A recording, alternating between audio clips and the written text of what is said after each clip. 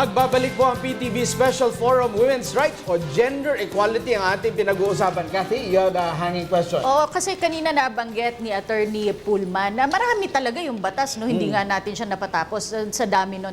Pero bakit kung gayon ay marami pa rin mga violations na nangyayari? May mali kaya sa pagpapatupad ng batas, Attorney Pullman?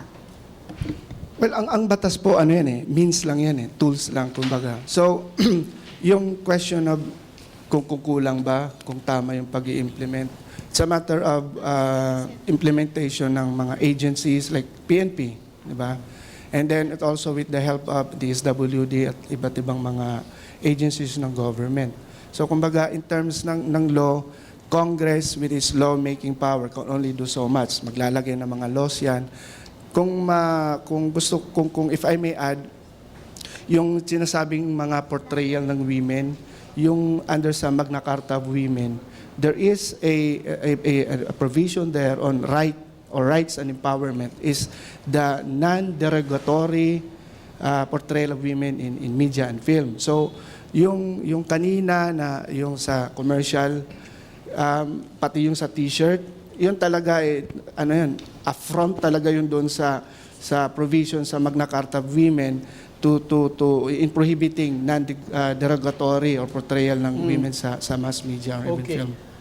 Ms. Mara, sa MTRCB, alam ko hindi sakop sa inyo yung nagmo-monitor ng t-shirt at hindi rin po ninyo sakop yung internet. Yung internet at saka yung mga fashion show. Pero at least doon sa inyong jurisdiction, sa inyong mandato, paano nyo po natutulungang maprotektahan at ma-promote yung gender equality? Protektahan yung kababaihan, ma-promote ang gender equality. Gaya makikita sa pangalan, no, MTRCB, Movie, Television, Regulatory, and Classification Board. So, ang sakop lang namin, kung tutuusin, film and television. So, marami nagtatanong sa amin, paano yung ads, paano yung gano'n, paano yung gano'n. Hindi namin sakop yun, but meron kaming memorandum of agreement with the KBP, Kapisanan ng mga Broadcasters ng Pilipinas, na under doon ay yung Ads Standards Board? Council. Ads Standards Council. So dito sa Ads Standards Council, pati na rin sa Bureau of Department of Trade and Industry, pwedeng magpadala ng complaint, reklamo, tungkol sa ano yung nakikita mong ayaw mo na portrayal, no? So, itong mga live show, hindi rin namin sakop katulad ng bench. Unless, gumawa sila ng version na pang TV, ayon, hindi yung mapapalabas kung hindi papasa sa amin. Ganon. So, yeah. So, merong mga, may understanding, pwedeng makipag-dialogue, ganon. Sa kung may mga reklamo, pwedeng pag-usapan yon. Pero yun nga, no, napaka-powerful ng media. And sabi ni Ms. Mara, marami naman silang mga ipinatutupad na regulasyon pagdating sa pagpabalabas sa telebisyon at sa film. But kasi nakaka-shape yan ng kaisipan ng mga mamamayan, lalong-lalo na ng mga bata. Gusto ko malaman po mula kay Professor Ana Malindog, how are women being portrayed in media? Kung titignan mo ang media ng Pilipinas, so far naman, when you talk about women being portrayed, may problema ako actually like for example some commercials, or even like if you look at like international media like YouTube and even like music, no? How women are being portrayed. Medyo problematic siya kasi ang nangyayari, ang mga babae either ginagawa kang pinoproject yung body mo, yung parang ang mayroon ka lang is yung body mo kung sexy ka o hindi. Hindi nga tinitignan kung may kakayahan ka bilang babae. Asa lahat ng karamihan ng commercials, ganon. Even nga commercial ng shampoo ganon So parang may problema doon. Dapat siguro ang media bilang isang outlet, no, bilang isang supposed to be educational medium that when you see media, you can see other aspect of a woman. No, hindi lang siya sexy, hindi lang siya maganda, hindi lang siya pang maganda yung buhok, but she is intelligent to a certain extent. Kaya niyang gumawa ng mga bagay na kaya din ng lalaki, and those are the things na dapat nandun. May mga certain commercials na medyo ganon, no? Pinoproject ang kagandahan ng babae in an all aspect. Pero karamihan parang commodity ang babae. Okay? And even sa movies sometimes hindi rin siya okay Oo. How about the yung images that we see on billboards, Trisha. Dahil minsan, napakalaking billboard. Siguro isa sa pinakamalaki sa buong mundo. We travel a lot. Hindi mo naman Sa nakikita EDSA, yan sa dami. ibang first world country na ganun kalalaking mga billboard. Anong tingin mo dyan, Trisha? Karamihan pa, Oo. if I may add, puro babae, karamihan, yung mga May mga nandun. lalaki din. Ewan ko anong mga nakabrief na. You don't do that every day. You don't do that in your street. Why would we allow that in a billboard? For one, I remember that there was this incident where a certain or a particular product was being sold, and then there was a nude female that was shown in a. It wasn't a billboard. It was one of those large television Yung screens. LED I think boards. in EDSA. And nag-cause ng traffic na along EDSA because I can't Nag-slow remember down. particularly, but jeepney drivers apparently and buses slowed down just to watch this this advertisement, and so it touches a lot of issues, not only the perception of women as commodities, but also issues like that, like traffic, and it doesn't help that, for example, our education on sexual orientation and gender identity in certain social status ng mga tao is affected. For example, it's not only in billboards, but for example, mga textbooks, old textbooks that define gender roles as, for example, si nanay ang tagaluto ng ganito, si tatay ang nagtatrabaho para sa pamilya. And from education pa lang, parang it doesn't help that we view gender and sexual orientation like this. But we were not always this way. Alam po natin, noong bago dumating yung mga dayuhan, ay meron na tayong sariling sistema ng pamumuhay. Professor Claudio, pakipaliwanag po sa atin, kasi di ba po dati meron tayong mga babaylan. At alam ko po sa history, yung dato pag namatay at walang successor na lalaki, pwedeng babae ang mamuno sa isang lipunan. Bakit po nabago ito? Sa isang banda, no, sabi nila kung ikukumpara nga yung dinala ng Spanish occupation dito ng mga pamantayan, pati mga batas, parang mas nakagrabe yung kolonyalismo ng Spanish compared dun sa rights ng mga women noon. No? Halimbawa, kung ang lalaki ay magbihis babae, pero nagpakita siya ng kagalingan sa pag-heal or lead ng community, katanggap-tanggap yon bilang babaylan. Marami rin sa mga leaders ng mga communities natin before the Spanish ay mga babae. At sabi mo nga, ang mga babae nga ay pwede maging leader. Hindi problema nga yung pag-inherit ng property, pag-sell ng property nila. At sa totoo lang, hindi masyadong restricted ang sexualidad ng babae noon. No? So truly, nagkaroon tayo ng mas matinding pagkababa ng estado ng babae dahil sa kolonyalismo. Pero ako kasi parang hindi na natin pwedeng i-blame lang ang outside influence. Kailangan din nating tanggapin na sa loob ng ating lipunan, sa sarili nating pagkusa o hindi pagkusa, nakakadagdag o nakakatulong tayo. At yun pa yung issue ngayon, di ba? Kasi local company naman yung gumagawa ng fashion show. Nag-a-appeal pala kami dun sa department store na yon. Pwede bang mapag-alaman sino yung gumawa ng t-shirt? Kasi tanggap naman namin na na-correct na nila. Pero binibenta pa daw yan nung company at sa ibang stores. And we would really like to know kung sino, kasi yun yung pinaka-accountable dapat, no? So that's the other thing. Pwede lang sumingit kasi I've been counseling issues of violence for decades now, no? And mahirap talaga yung problema ng mga lalaking nabubugbog. Kaya dapat talaga tayo mag-appeal specially to them. Kasi ang mga minority yan, konti lang yung mga yan, pero ang men na nabubugbog, mas nahihirapang lumabas. Kasi nga, nagmumukha silang katawa-tawa. Nawawala At yung pagiging macho. macho nila. Kaya nga, pag sila yung mag-complain, mas matatawa yung pulis, mas hindi sila siseryosohin. So may special problems yung men who are being battered. But they can really be battered. At sabi nga nung ating mga guests dito, mali rin yun So I would really appeal to everyone, and particularly if you're a man experiencing this, I think you should really also try to get yourself out of the violent situation. Mali rin talaga yung sitwasyon at hindi ka tawa-tawayan. At hindi nga kasi sila hindi macho May mga lalaki talaga, natunay na lalaki, hindi talaga nila maisip na pagbubuhatan nila ng kamay ang kahit sino. At ito pa nga, yung nagiging nabubugbog tuloy kung abusado yung asawa.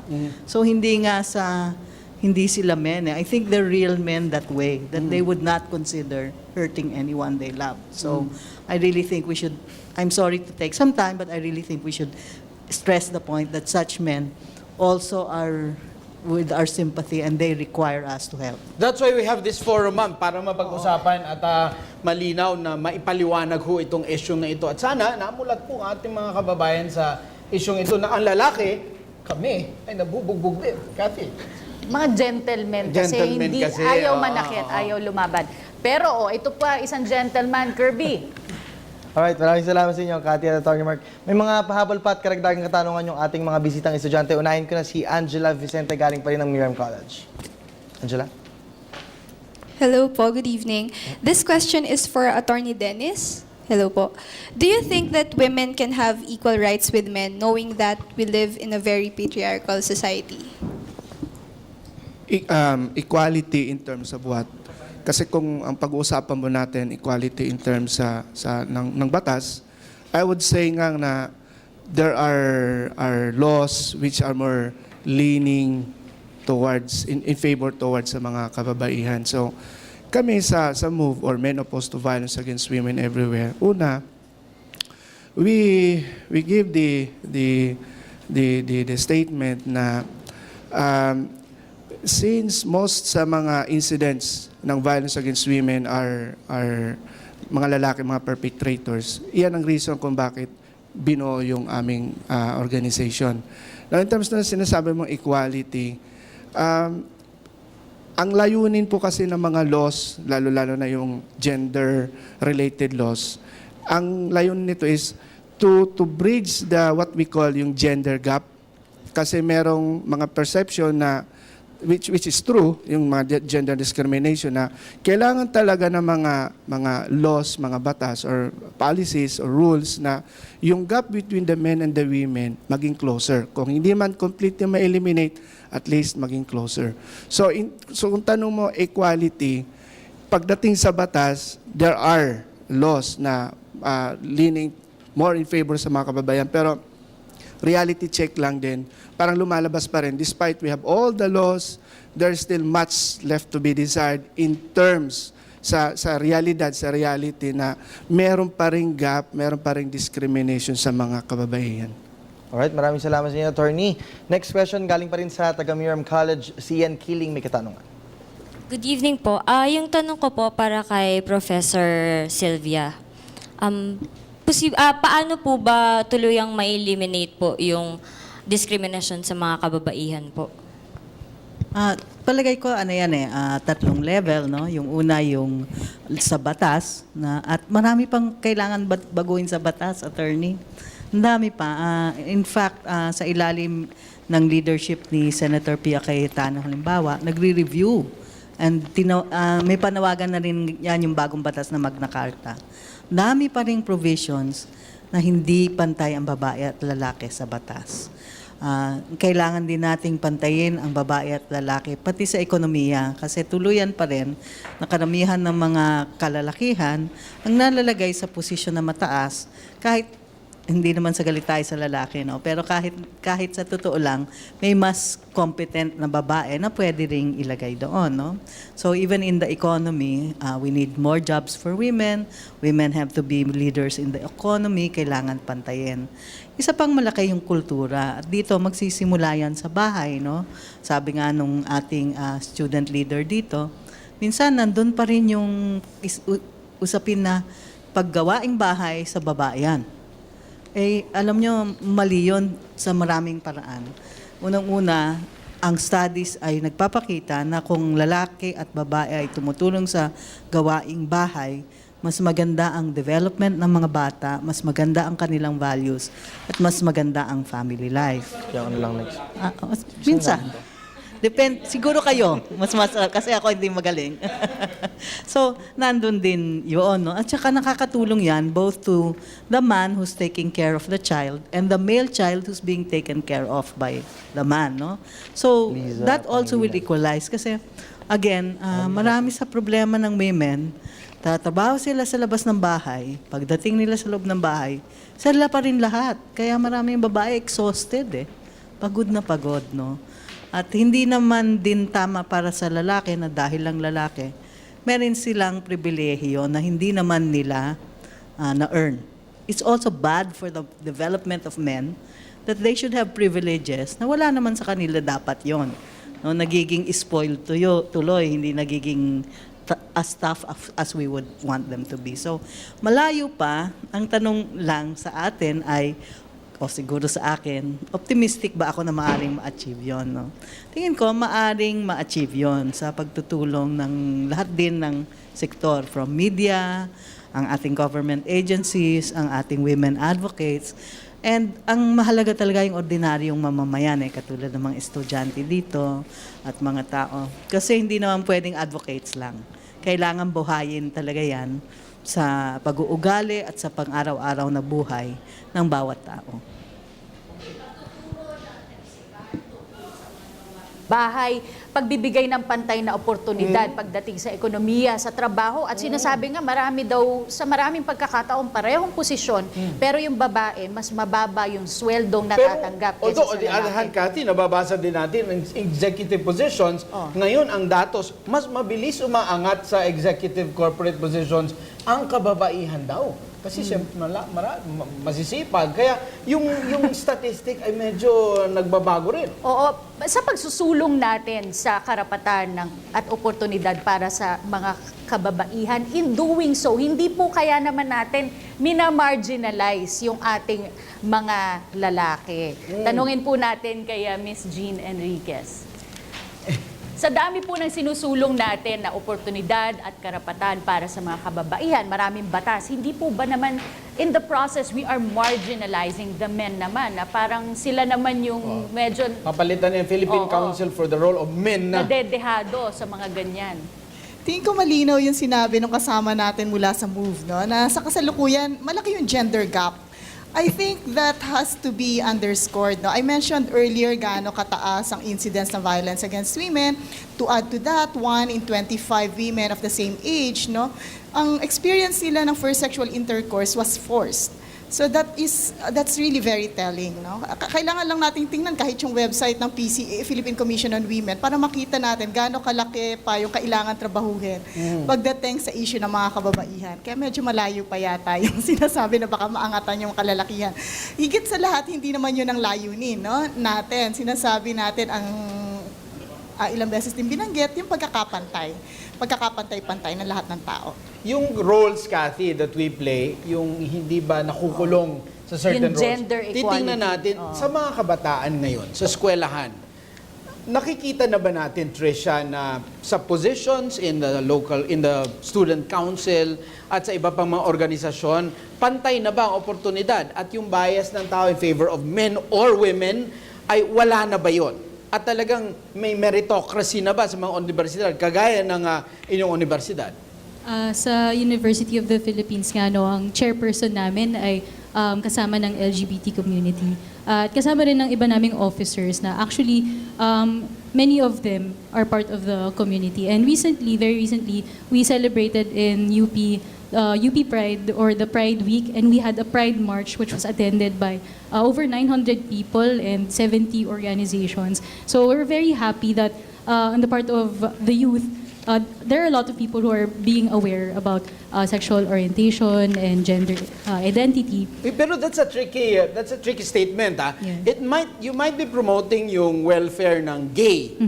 Pero how about the women? Are they allowed to take the lead? Are they given opportunity to be president of the student council? Kasi sabihin na natin meron kang issues din on yung homosexuals Oo, iba pa rin yun. pero Although iba pa gender- rin yung and sa gender issues din kababaihan. yun. So, ang tanong ko yung kababaihan ngayon sa Universidad ng Pilipinas, kumusta sila? Right, so in UP Diliman naman, wala namang kasing definitive na in our constitution na nakasabi na dapat 1/2 of the council or 2/3 of the council should be composed of males or mga ganon. So wala namang ganong klaseng pangyayari. Although in terms of equal opportunity, it's evident now na there's some sort of empowerment na for women to actually run for positions. And in our university student council, a lot of, not sure of the particular numbers right now, but out of 34 of us, a majority of us are female. So there's that kind of statistic going on din. And ayun, I think yung perception naman in UP in terms of equal opportunity for women, there's no discrimination naman na nangyayari. That's good because I have 2 daughters. Ako Okay, rin, yes. babae ang anak ko. Yes, No, I'm sorry. Miss Enriquez. Okay naman no, na banggitin natin ano yung mga development. Pero gusto ko lang i-underscore na hanggang ngayon, simula nung youth ako, no, nandiyan pa rin yung differentiated acceptance among women and men who are entering the College of Medicine in UP Manila. No, there's a higher grade that's expected of female students, no?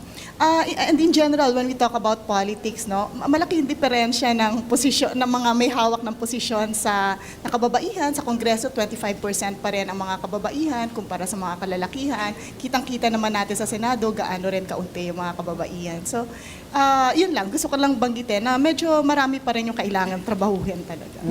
Areas of improvement, marami pa pong gustong idagdag ang ating mga guests, pero mamaya po yan sa pagbabalik ng PTV Special Forum.